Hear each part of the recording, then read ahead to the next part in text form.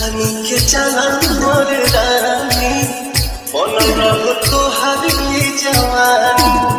बड़ी बेजोड़ तर्ज लगल कोनो में हरारू अपने दुल्हा से चिरौरी करत बा मास्टर। कैसे मास्टर?